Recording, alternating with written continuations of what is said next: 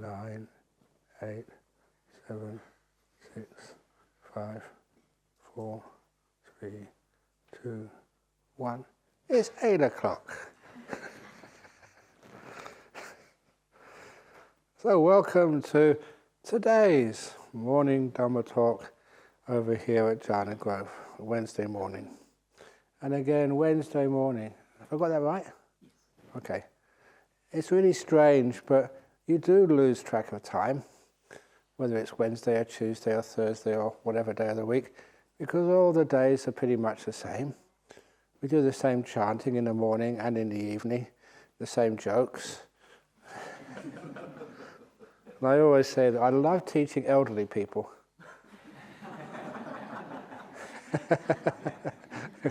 Because they forget I told that joke last week. But nevertheless, you can see just the way I teach you that I have a lot of happiness teaching you. A lot of happiness from meditation. There's a lot of joy in seeing this beautiful place here and getting up in the morning and see the great early morning sunrises and dawns. It's a beautiful place. And that encourages really nice people to come here. And all of the people working here, whether it's the cooks who come in here, or it's Nori around in the back, or anybody else who helps out, amazing characters. You know how much Nori gets paid to come and be the retreat manager for 8-9 days? How much does she get paid? Absolute zero. That's the best gift. Nil, zero, emptiness, nothing. That's the best gift you can ever get. That's one of the reasons why some people have done this. If it's a birthday or they want to say gratitude to someone for helping out, you get a nice little box. Don't put an eel in it. But just put nothing in it. And you give it to your person you really respect. And this is nothing. From me to you, with lots of love. Have you ever noticed that love and nothing are sometimes the same, especially in tennis matches? There's a very deep connection there. But anyway, what I'm going to start with before I get on to other stories and jokes, where can I put it? Here it is. This is some of the suttas. And just to let you know that I know what I'm talking about, I don't just make this up. This is one of those sayings from the Buddha, which is very important to what I talk about here. And many of you have known this before, but I thought I'd read it out. This is Maurice Walsh's translation. It's good enough. So, this is the Buddha talking to one of his monks, and this is called the Pasadika Sutta, number 29 of the Digha Nikaya. It may be, Chunda, that wanderers of other sects, that means non-Buddhists, but people who would be committed to trying to find out some truth in this world. It may be, Chunda, that wanderers of other sects might say, the ascetics who follow the Sakya, the Buddha, are addicted to a life of devotion to pleasure. If so, they should be asked, what kind of a life of devotion to pleasure indeed? For such a life can take many different forms. Do you think I'm devoted to pleasure? Thank you, yes. It's one of the weird things. You become a monk and people say, oh, it's such a hard life. It's so difficult. All those precepts, all those things you can't do. But I mentioned to you before that when you actually do it, it actually feels very liberating and very free. Even when I just started keeping 5 precepts as a student, I felt so much more freedom and liberty. I didn't understand it at the time, but what you were doing, you were having freedom from desires instead of freedom of desires. It was a different type of freedom, but it made your mind feel so at ease. But anyway, Yes, I'm devoted to pleasure. Sometimes I think, hey, come on, Ajahn Brahm, be serious. You can't be devoted to pleasure. You're a monk. Yes, I am. So anyway, what kind of a life of devotion to pleasure, friend? For such a life can take many different forms. There are, Chunda, 4 kinds of life devoted to pleasure, which are low, vulgar, worldly, ignoble, and not conducive to welfare. You know what the word for low is in that? You may know that word used in a different context. It's called Jhana, like Jnana. So, what are they? Firstly, not leading to disenchantment, dispassion, cessation, tranquility, to realization, to enlightenment, to nibbana. What are they? The lives of devotion to pleasure which are low. Firstly, a foolish person takes pleasure and delight in killing living beings. And there's some people like going hunting or going fishing. When I was young, I always liked the idea of going fishing. So I asked my father and my grandfather too, can I have a fishing rod? And he had to save up, and eventually they bought me a fishing rod. My first fishing rod. Actually the only one I ever had. And there's no real places you can go fishing in London. Even the River Thames was polluted in those days. And so they decided to go to this lake outside of London where you pay a little fee and you can go fishing. And I was so excited going fishing for the very first time.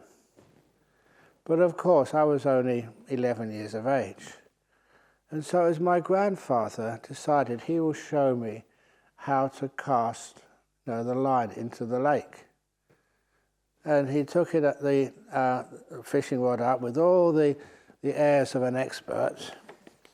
And when he cast the line, it got stuck in a tree. And he pulled it, and he broke my fishing rod. I never even had one go for myself. I was very upset at the time, as you can imagine, saving up my birthday or Christmas, I forget which present it was. But anyway, I had a fishing rod, and my grandfather broke it. Years later, I say, oh, thank you so much, grandfather. What a wonderful, I think the heavenly beings must have done that. They saw my grandfather casting that rod, and they decided to pull it this way so it got stuck in a tree. And when he tried to yank it out, he broke the rod. I was very fortunate. But even these days, if anybody wants to go fishing, fine. I ask them, why do you like going fishing? They say, for the tranquility and peace. Because sometimes these places you go fishing are just beautiful parts of nature, nice rivers or lakes, and it's nice and peaceful there. And I say, yeah, I approve of that.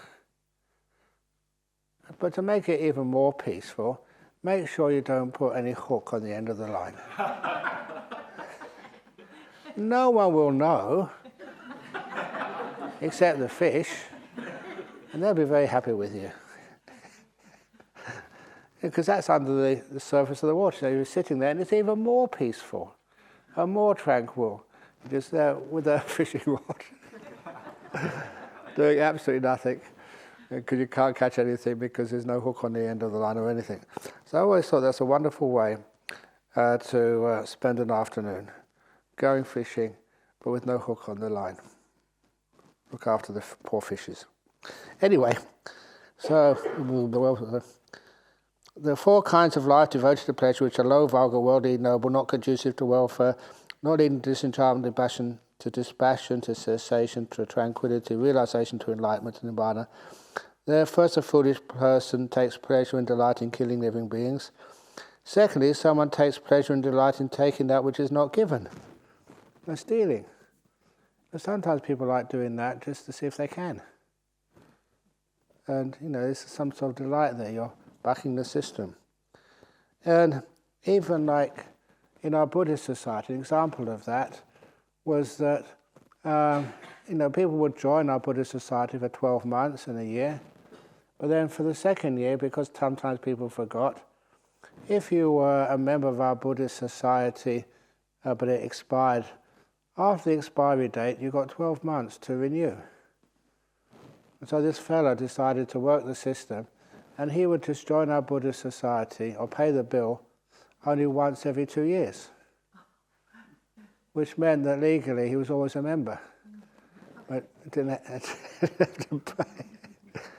And that, I think, he could afford it. The only reason he didn't do it, just to see if he could. Takes delight in bucking the system. Thirdly, someone takes pleasure and delight in telling lies. Fourthly, someone gives himself up to indulgence and enjoyment or pleasures of the five senses. These are the four kinds of life devoted to pleasure, which are low, vulgar, not leading to disenchantment, to enlightenment and nibbana. And it may be that those of other sects might say, the followers of the Sakyan, the nuns, and the monks. He wanted me to include the bhikkhunis as well. I'm including the bhikkhunis. The followers of the Sakyans given to these four forms of pleasure seeking, they should be told no, for they'll not be speaking correctly about you. They will be slandering you with false and untrue statements. There are, Chunda, these four kinds of life devoted to pleasure, which are entirely conducive to disenchantment. Actually, instead of disenchantment, the word there is viraga, and nibbida, to nibbida. Nibbida is much stronger than disenchantment. Sometimes the Buddha gave a simile.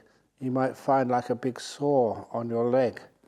You don't sort of have like disenchantment for it. I'm not going to be interested in that anymore. It's something which you have to do something about. You've got like a big sore or a boil or something on your leg. So you have to make sure that you find a way to treat it. Disenchantment to dispassion. Instead of dispassion, the word is viraga, and it does have an alternative meaning, and a meaning which is more appropriate is fading away, disappearing. When you see, let's say, a boil on the leg, that was a Buddha simile, a boil on the leg, and you have nibbida towards it, then somehow you treat it or something, so it starts to fade away. It gets better. And from nibbida, from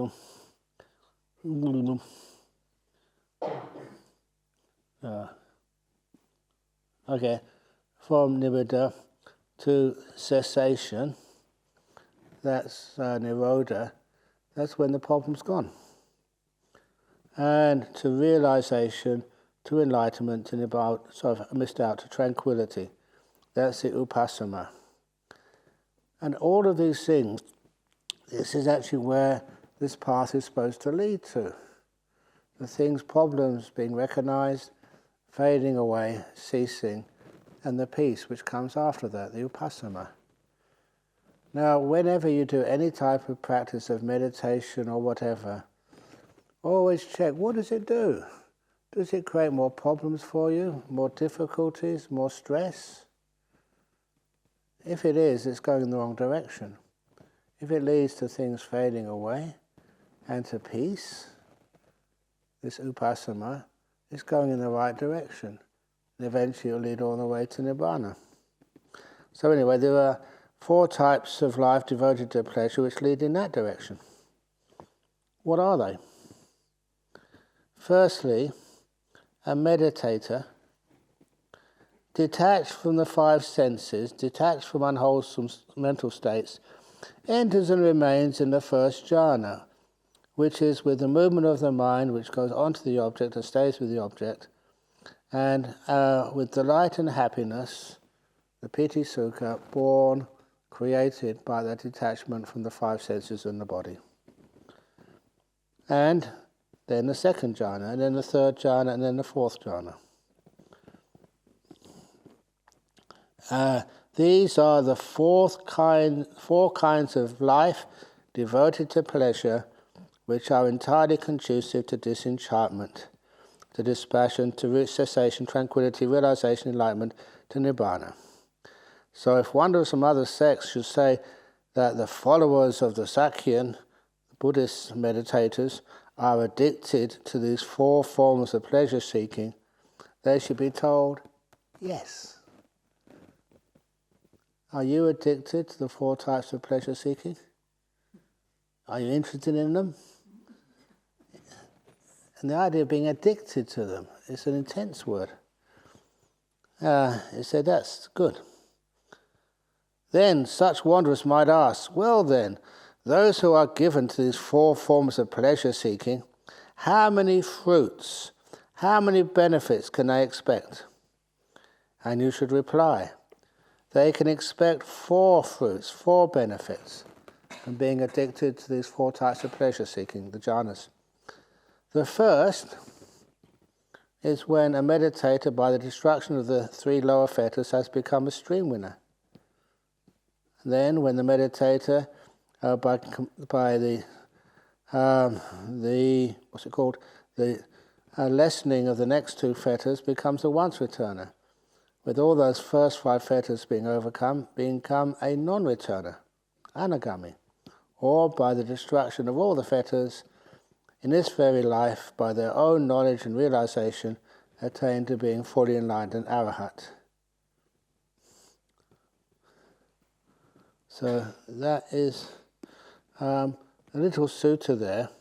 It's in the Digha Nikaya, which makes an important point.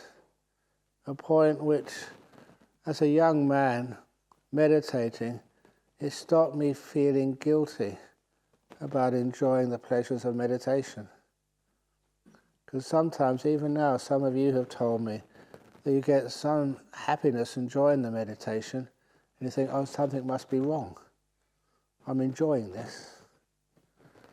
And it's one of the reasons why that some people come to this place, Jhana Grove, and they say, this is too comfortable. You've got to be tough to be enlightened. And then I read out passages like that just to let people know that's not correct. You find this middle way, and after a while that middle way leads you to having a very beautiful mind. And then it's, you're addicted to pleasure seeking. If it's in the mind, the 4 jhanas, of course that is going to lead to stages of enlightenment. That's just what the Buddha said.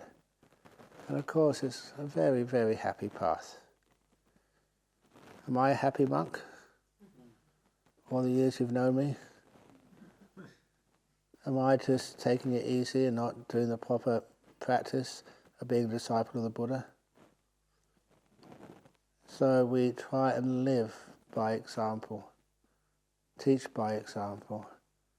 So what I do, I teach others. And also, it shows the importance of happiness and joy in the path of meditation. That is one of the reasons why we built this place like we did.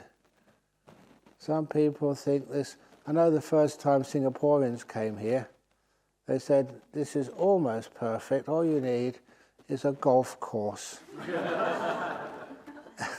And this will satisfy as a resort.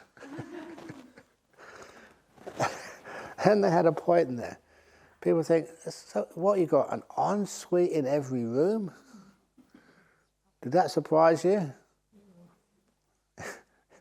You wouldn't believe how I had to fight for that as a monk. We had a little committee just to make Jhana Grove Retreat Centre, to design it and build it. And I insisted, that's one thing I was not going to compromise on having an ensuite in every room. And the reason is because that many of you are getting old, you have sicknesses, and it's wonderful. You can meditate in your room. It's comfortable in there. And especially if you're worried about having to go to the toilet, having a shower. You know what it's like sometimes in retreat centres. If you have like the toilet block, sometimes you have to queue up to get into the toilet. And that's very stressful. especially sometimes people here, they are getting on in their years. No, there are some people in here who are over 70. How old are you, Jhana? You're 70. Oh, you're younger than me. Excellent. Sorry? Oh, monastic years, yeah. How old are you in monastic years? You're 13. Still a teenager.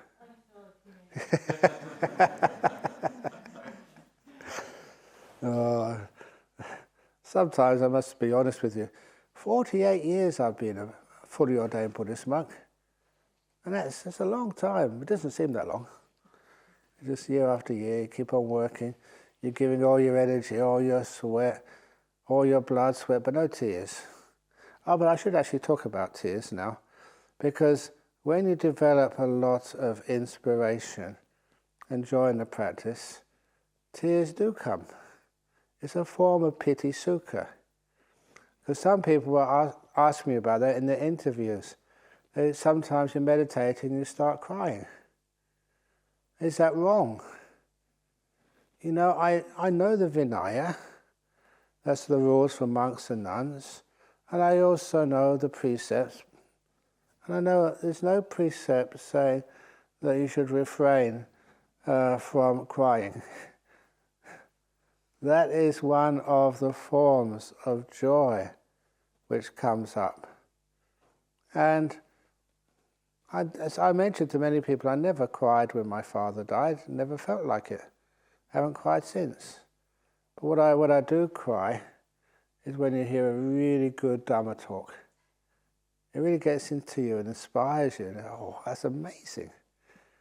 Or one time when we used to go on these pilgrimages to India, and the two places I loved going were this museum outside of the deer park in Benares in Sanat. Because I just liked that museum because in that museum, that was where they had this beautiful Buddha, the Dhammacakka Buddha, with the big aura behind his head. And you can see that sculpture in so many places, on the front of books. People try and replicate it, but the original is just almost perfect. I remember the first time I was looking for it, I always wanted to see it. When you did see it in the museum, so outside of Delhi, you turned the corner and there it was. And I couldn't help myself. I burst out crying. I was a monk for many years. But just the inspiration just hit you and tears flowed down. And the second time I went on a pilgrimage to India, I knew what to expect. And I also remember telling one of our members, I don't think she'd mind me telling you, that was Barbara, Ainsley's wife. At that time she was a Christian. Her husband was a Buddhist, but she was really interested in Buddhism. She's now a full-on Buddhist. But anyway, that I told her like an orientation meeting before we left to go on the flight to Gaya in India. I told her what to expect, that some of these places, it's where the Buddha walked and meditated, where he got enlightened. They got power to them. They inspire you.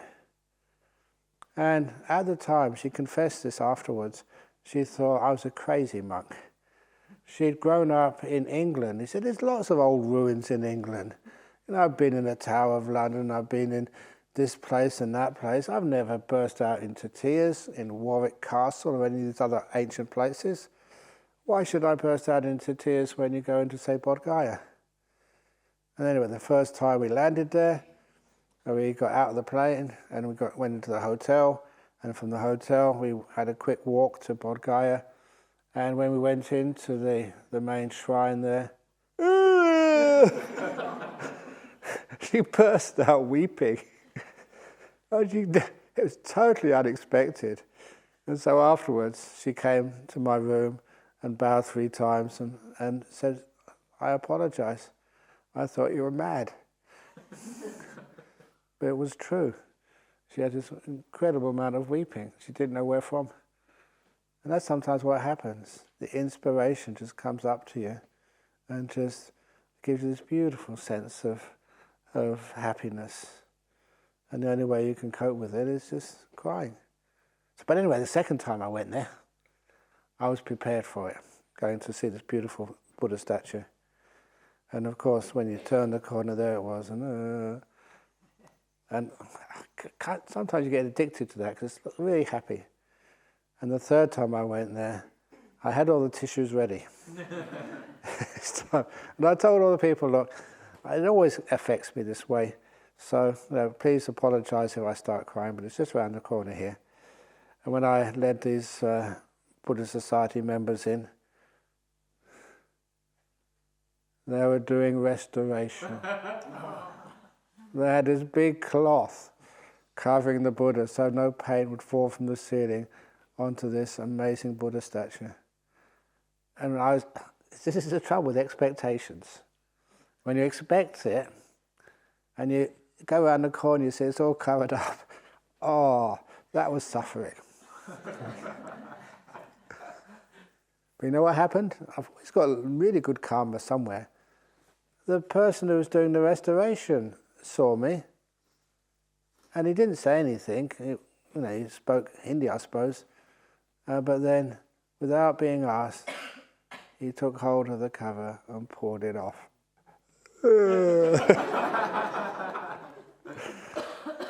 That was delightful. It taught me a lesson, but I still got the reward of seeing this beautiful Buddha statue. But anyhow, this is one of the reasons why that it is a happy path, and hopefully you will see some of that happiness. And especially when you get into these joyful states of deep meditation, it's like big burdens have been taken off you. It's like you've had a big heavy backpack on. Your past, your future, your five senses, and now you're taking it off. And multiply that by 1,000, and you get some idea of the happiness. You're free from these very big, heavy weights. And when you are free of those heavy weights, you realize just how heavy those weights are, like your body. Yeah, you can try and become fit. You can eat the right food. You can drink the right drinks, just like I do, fish and chips and tea with condensed milk. Look, I get into trouble. I don't mind being rebellious and getting into trouble. There was this one Englishman I knew, his name was Ted, and he had very bad cancer, because he was like a smoker in those days. Everybody smoked. So, his lungs were shot. So eventually, after trying so many treatments, radiation, chemotherapy and the stuff, they took him to the hospice to die. When he went into the hospice, I just visited him the next day. And he said a weird experience happened. The first night in the hospice, the nurse came up to him and said, "Ted, what would you like to eat tonight for dinner?" And he said, "Well, it's not just the cancer. I've got diabetes, so I can't have anything sugary or sweet. I've got high cholesterol, so I can't have anything oily.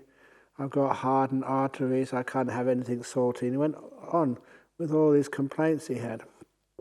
And the nurse did what I'm doing now, put her hands up like this and said, "Ted, you're not going to die because of diabetes or because of hardened arteries. You're not going to have a heart attack. You're going to be die, according to the doctor, in about 5 or 6 days because of your cancer. You can eat anything you like." And Ted's eyes went as wide as dinner plates. "You mean I can eat anything I like?" "Yes." And so he had all this favourite food he hadn't had for years because of all these sicknesses. He really, as they say, pigged out. And the cancer went into remission. The happiness and joy which he was feeling just really zapped that cancer. he walked out of that hospice after 7 days, and he had to go back another 6 months to die properly. But but that boost of happiness and joy was something which was amazing. And it just proved the therapeutic value, of a little bit of, not a little bit, but a lot of happiness and joy. That's one of the reasons why you get into some of these meditations, you get lots and lots of bliss. That has a great therapeutic value for you. And personal stories, I shouldn't do too much personal stories, but I do remember many years ago, during a range retreat, feeling so sickly. And I just had zero energy. And I recall just sometimes even dreaming that I was walking to the hall and I couldn't make it. I just had to sit down in the rain.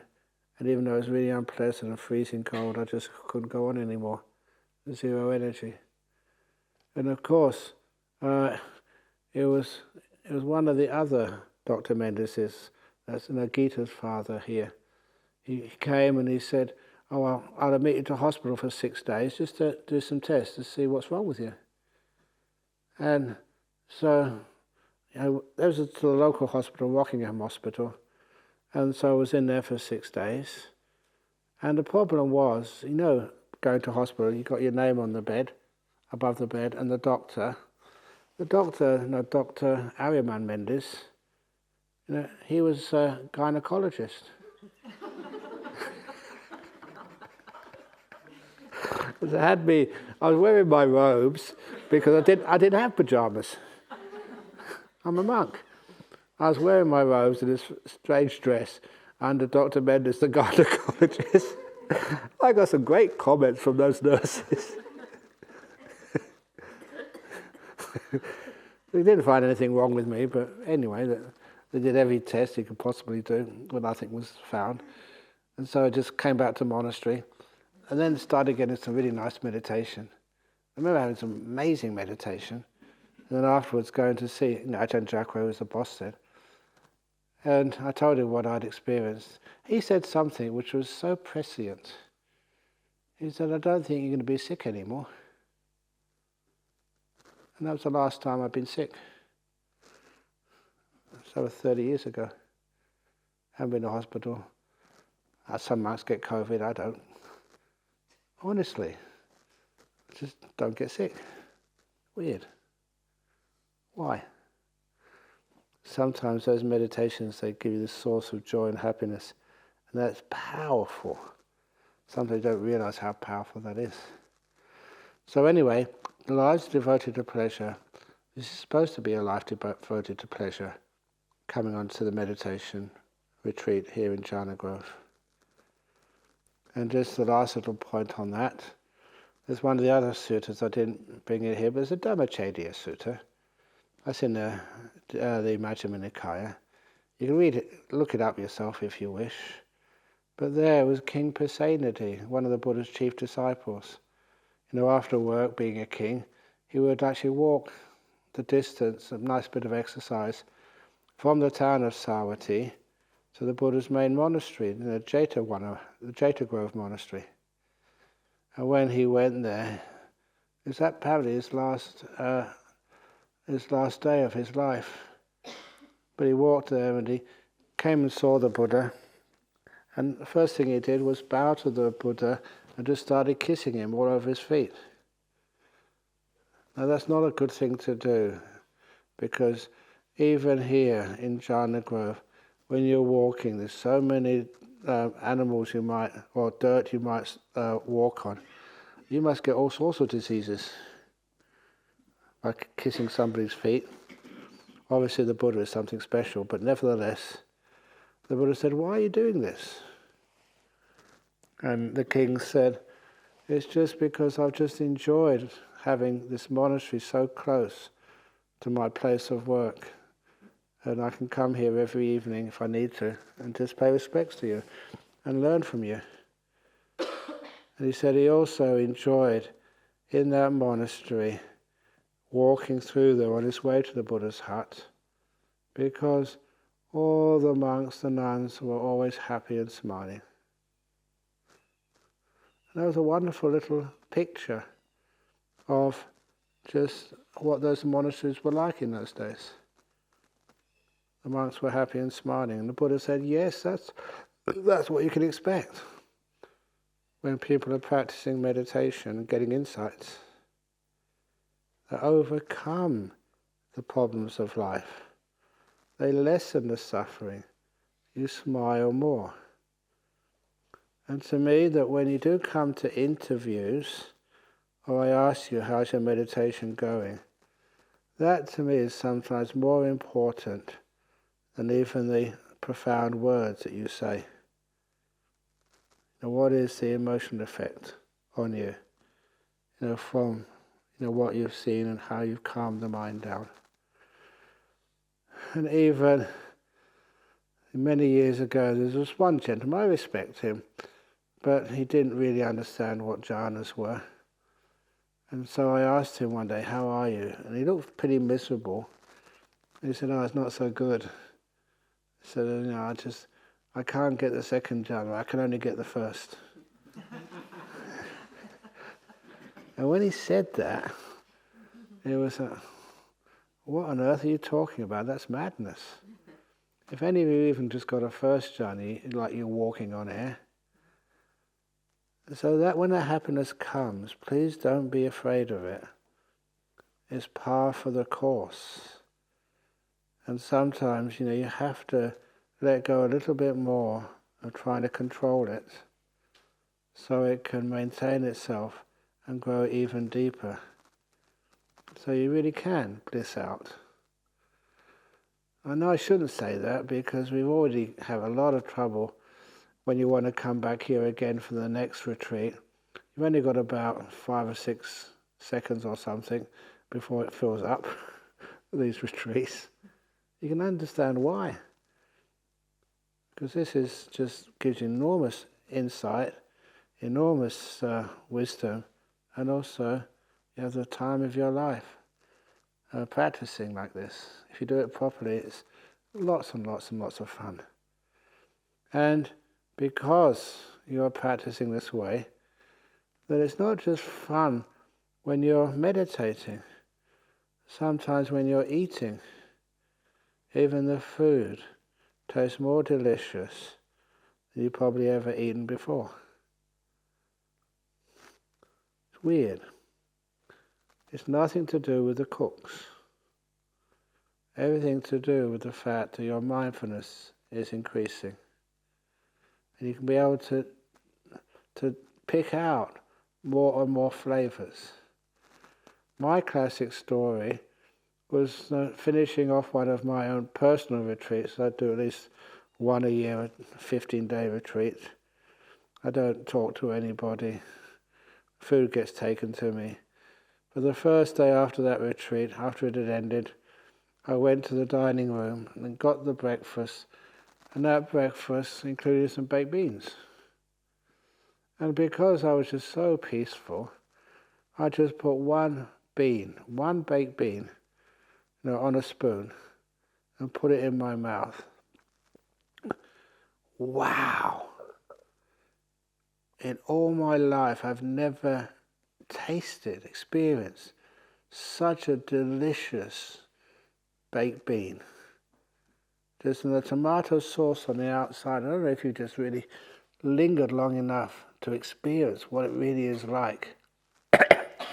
It's got a kind of sweetness to it, but a little bit of sourness, and like tomato sauce does. And it was just perfectly balanced. And as I tasted it, was like a taste explosion in my mouth. It's only one little bean. And then I crushed the bean between in my jaws, between my teeth. And it was just a perfect texture. I couldn't imagine anything being more appropriate and more delicious. And it was such a hard thing to swallow it, simply because the taste was lingering. And it was like getting rid of one of the most beautiful tastes I've ever had in my monastic life. One baked bean. Of course, I had a whole plate of them to eat next. But the point was, it surprised me. How can such a simple object like a baked bean sort of be experienced like the most delicious thing you've tasted in years? And it was because the mindfulness had been like cleaned, like you have your glasses. And this morning, Nicholas cleaned the glasses so I can see more of you. I don't mean the number of people, but more of, the face which is in front of me. The glasses are cleaner. When you clean out your mind by eradicating these hindrances, even tastes become amazing. And then you go and see, nature is really amazing too. This actually shows that your readiness for insight is growing. One of the first retreats, it was the first retreat I ever did. I think I was 18 at the time, could have been 19, I forget now. I was over in Cambridge. We got a boarding, our meditation group, we hired a boarding house for students, which had us the rooms, and this was during the vacation time, so that the lady who would usually feed students could feed the meditators. Now, one thing I would say about English food, it wasn't noticed, it wasn't really well known for its haute cuisine. It was just usually in those days, if you weren't a vegetarian, it would be meat and two types of vegetables. And it was all boiled to hell, so whatever vegetables it were, you couldn't taste it. It was all the same. And this was usual British cuisine. And of all the cuisine in the whole country, the worst cooks, the lowest on the rungs, were those who cooked for students in boarding houses. I knew that from bitter experience, and I thought, this is not going to be nice. I really thought of taking some sandwiches instead of, getting the food done by the cooks. But it was a total surprise. In this boarding house, the lady who cooked the food for these retreatants, it tasted delicious. Every meal, even just the potatoes which were boiled and boiled and boiled, you could still taste them. They were delicious. At the time, of course, I didn't realize what was going on.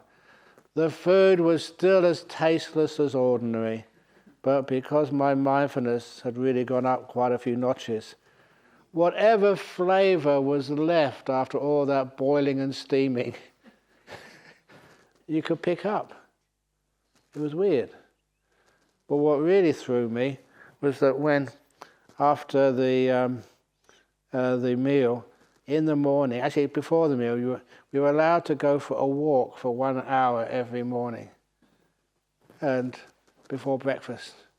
And that walk, anywhere you wanted, for a bit of exercise. And because this was the town I went to university in, so I knew it very well, so I went to the botanical gardens. And I thought that'd be a wonderful place for a walk. But honestly, I never got past the entrance. 8 of those 9 days, I didn't have exercise at all. When I got into the entry gate, a back gate of the botanical gardens, the first day, early in the morning, you saw this clump of bamboo. And I was stunned. Sometimes things just catch you. They're so beautiful. Bamboo is a common feature of Chinese watercolors, and you know why? It's because it's a very slender, delicate sort of like big piece of grass. And just the way that it bends, it gets thinner as it goes to its top, but the way that it bends under its own weight gives this beautiful arc through the morning sky. And even the leaves are not like fat and gross, they're very slender. And the colors are refined. And it's not like the brown bark of an English tree. It's smooth, it's yellow with maybe a bit of green in there as well. And all the different colours there and its shape were captivating.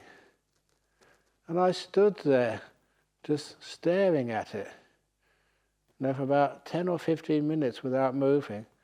But I did have enough wisdom to realize that if somebody had seen me, this young student just looking at a bamboo tree without moving, they would have called the ambulance and they'd taken me to the hospital thinking I was on some sort of drug. Because that's what it would have looked like. But there was a bench close by, so I sat on that bench. That was more acceptable, to sit on a bench and stare, but stand and stare, that was just not on. And when it came to just close to breakfast time, I had to tear myself off that bench and just, almost run back to the retreat center because I ran out of time. And I still hadn't finished this most beautiful clump of bamboo I'd ever seen in my life. So the next morning I went back again. Same thing, sat on the bench and stared at this clump of bamboo for about 50 minutes. It was weird. And I was supposed to go for exercise, but I just wanted to finish with this clump of bamboo. I never did.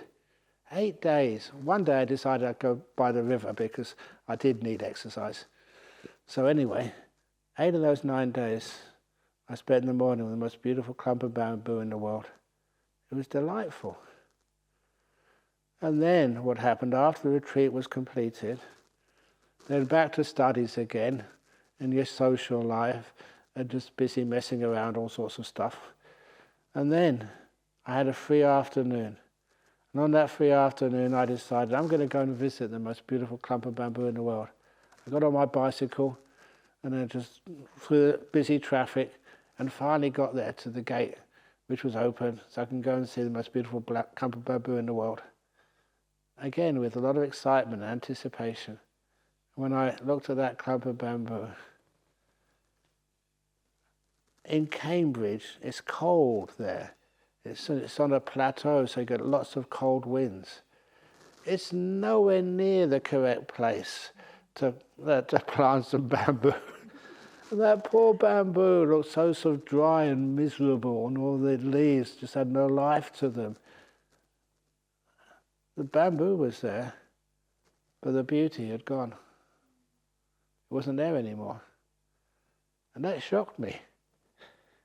As I was realizing just when your mind is very powerful and the hindrances are gone, or mostly gone, even a clump of bamboo looks extraordinarily beautiful. These are kind of insights which you get. What is the nature of beauty? Delight. How come you can actually look at the breath and it's one of the most beautiful things you've ever seen in your life? But when you're busy at work and then you look at your breath, it's just so ordinary.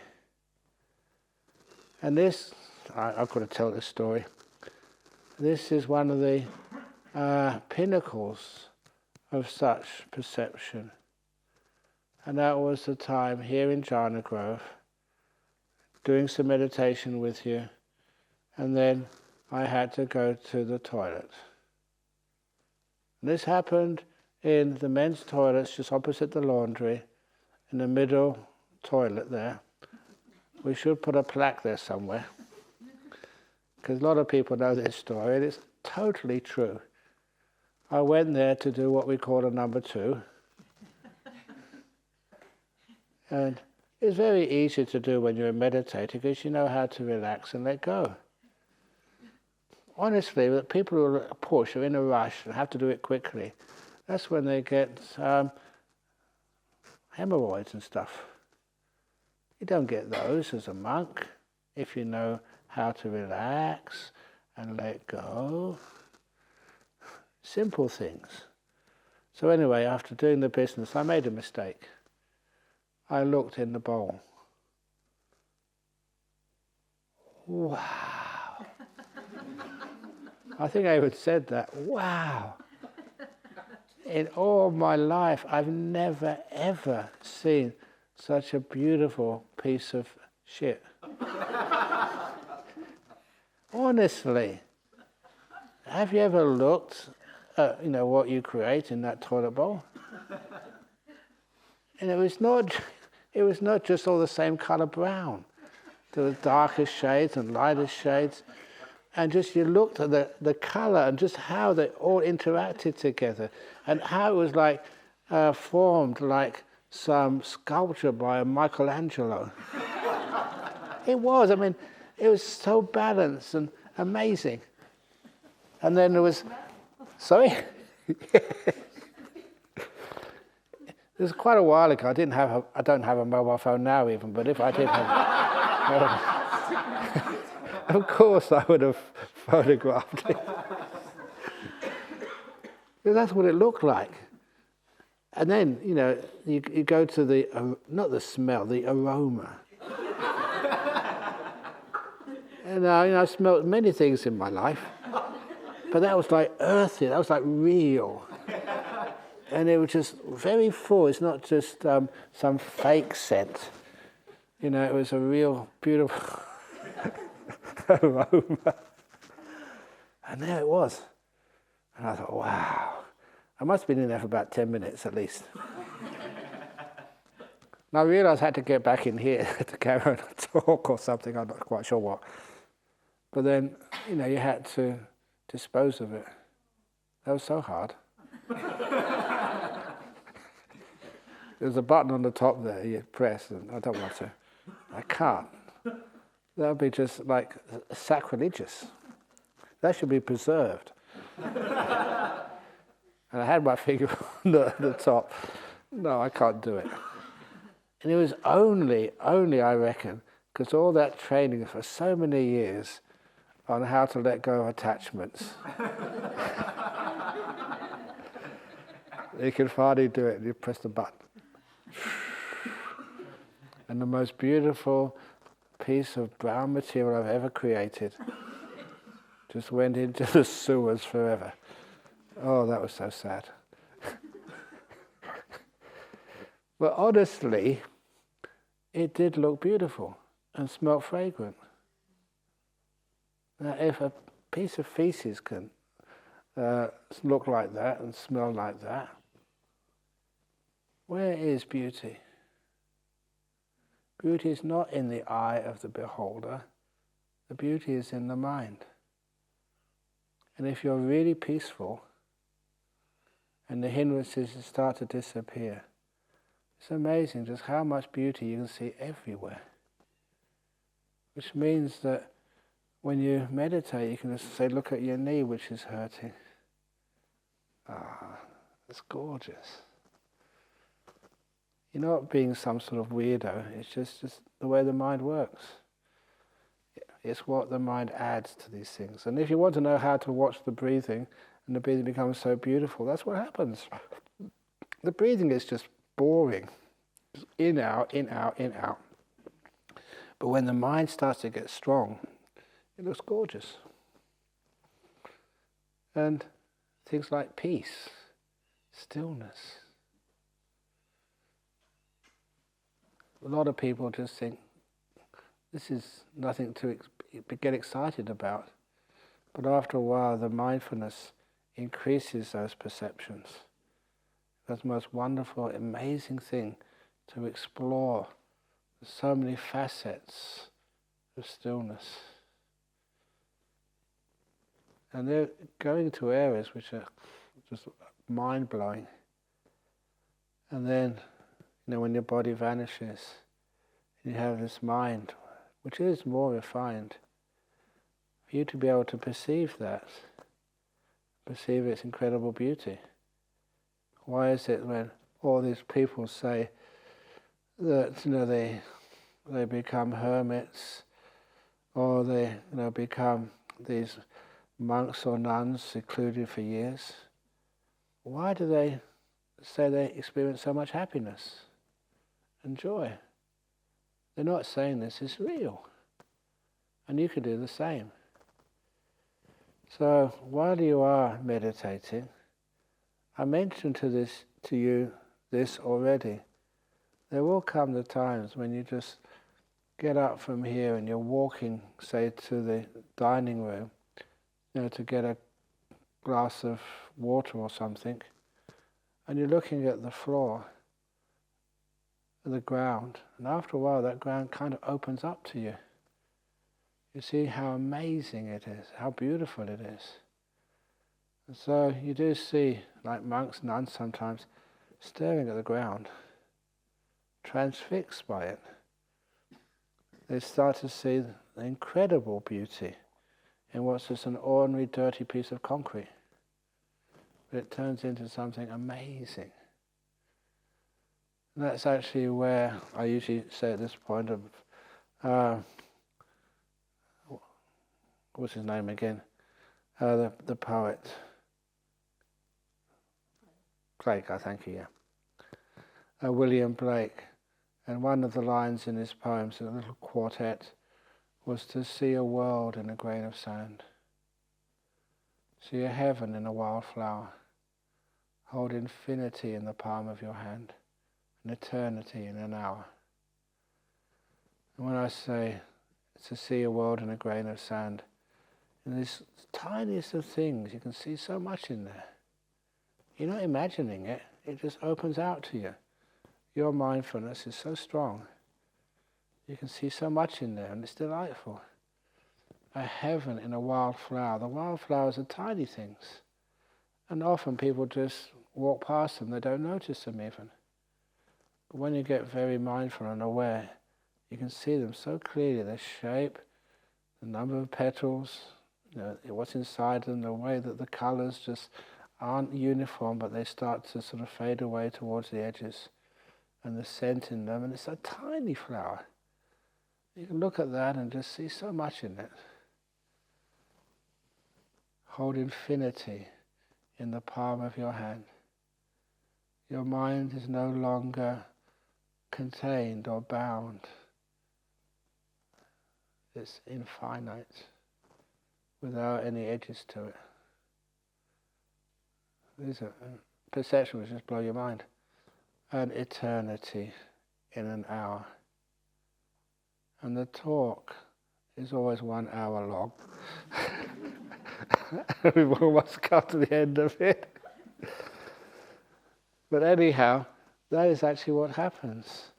You're empowering your mind with this practice of meditation and the allowing the joy and happiness to come in. And if any time, any of these talks or anything else which you hear, or any of your own experience in meditation, if it really inspires you, think, wow, it's amazing. You can get up and just go to the toilet quickly. No, I shouldn't have said that. But I mean, just take a quick break, but then go and sit down again. Because the inspiration, it's like a flame of happiness has been lit. It's pretty easy to light the rest of the bonfire and just have all this incredible inspiration.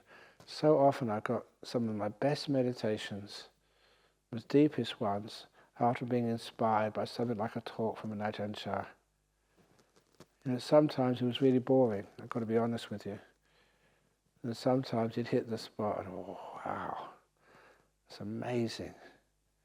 And when it did hit the spot, you realise when the talk was over, just carry on meditating.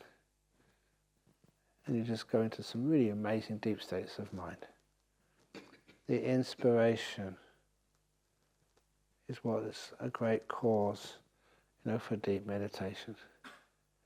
Because the mind has tasted something and it just wants more. It's had the entree, now it eats the full course. So that's a little talk on the joy and the happiness of meditation. So hopefully you can have bliss out to the max. Sadhu, sadhu.